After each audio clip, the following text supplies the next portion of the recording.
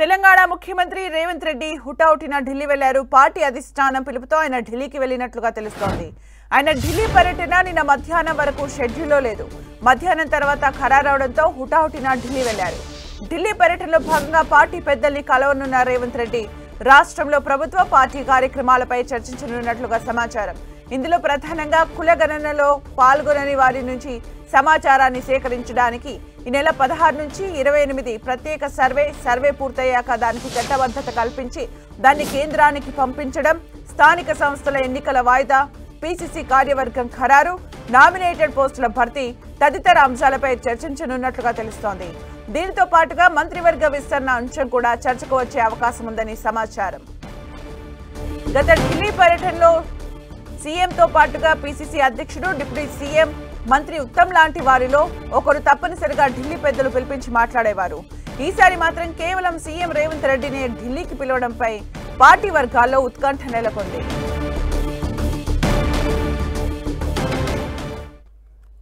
ఇక మరిన్ని అప్డేట్స్ మా ఢిల్లీ కరెస్పాండెంట్ గోపి అందిస్తారు. గోపి,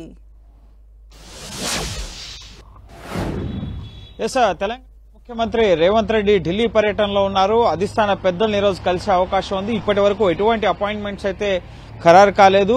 రేవంత్ రెడ్డి ఢిల్లీ పర్యటన ఆసక్తి రేపుతుంది కూడా. ప్రధానంగా తెలంగాణలో కులగణనకు సంబంధించి ఇటీవల వారం రోజుల క్రితమే ఢిల్లీ వచ్చి ఇటు మల్లికార్జున ఖర్గేకి, రాహుల్ గాంధీకి నివేదిక అందజేయడం జరిగింది.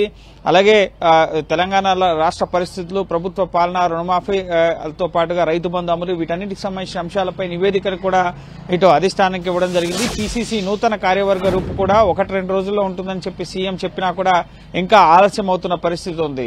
మహేష్ కుమార్ గౌడ్ ఇటు పీసీసీ అయ్యి 5 నెలల కాలం పూర్తయింది. అయినప్పటికీ ఇప్పటికీ నూతన కార్యవర్గం ఏర్పాటు కాలేదు. అలాగే 1.5 కాలం కావస్తున్నా మంత్రివర్గ విస్తరణ కూడా కాలేదు. సో వీటికి సంబంధించిన అంశాలపైన కూడా అధిష్టానం వద్ద చర్చించే అవకాశం ఉంది. అలాగే 2 భారీ బహిరంగ సభలకి కులగణనకు సంబంధించి, అలాగే ఎస్సీ వర్గీకరణకు సంబంధించి రాష్ట్రంలో ఏర్పాటు చేయాలని చెప్పి రాష్ట్ర నాయకత్వం భావించడం జరిగింది. దానికి సంబంధించిన సమాచారాన్ని ఇప్పటికే అధిష్టానానికి ఇవ్వడం జరిగింది. అయితే ఇప్పటి వరకు తేదీలు కూడా ఖరారు కాలేదు. సో ఆ తేదీలకు సంబంధించిన అంశంపైన కూడా ఈరోజు స్పష్టత వచ్చే అవకాశం ఉంది. అలాగే నిన్న తెలంగాణ పీసీసీ ఇన్ఛార్జిగా, రాష్ట్ర ఇన్ఛార్జిగా ఇటు మీనాక్షి నటరాజన్ ను నియమించడం జరిగింది. సో ఆవిడ్ని ఈరోజు ఇటు రేవంత్ రెడ్డి ఆవిడ ఢిల్లీలో అందుబాటులో ఉంటే ఆవిడ్ని కలిసే అవకాశం ఉంది. అలాగే రాష్ట్ర పరిస్థితుల్ని, ముఖ్యంగా పార్టీ పరిస్థితుల్ని ఆవిడకి వివరించే అవకాశం ఉంది. అంతేకాకుండా ఇటు రాహుల్ గాంధీతో గ్యాప్ ఏర్పడింది అన్న అంశానికి సంబంధించి రాహుల్ గాంధీ సమయం ఇస్తే రాహుల్ గాంధీని కూడా రేవంత్ రెడ్డి కలిసే అవకాశం ఉంది. రాష్ట్రానికి ఆహ్వానించే అవకాశం కూడా ఉంది.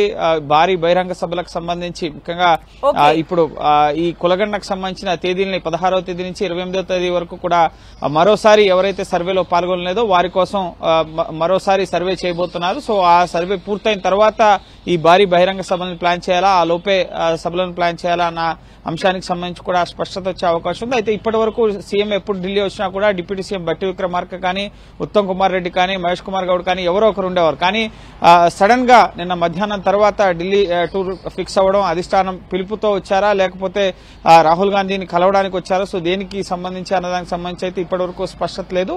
సో ఈ రోజు మధ్యాహ్నం వరకు కూడా అధిష్టాన పెద్దలకు సంబంధించిన అపాయింట్మెంట్స్ పైన క్లారిటీ రాబోతుంది. అలాగే పీసీసీ నూతన కార్యవర్గ కూర్పుకు సంబంధించిన అంశం పైన ఏమన్నా ప్రకటన వస్తుంది అనేది కూడా మనం వేచి చూడాలి. Thank you Gopi for the updates.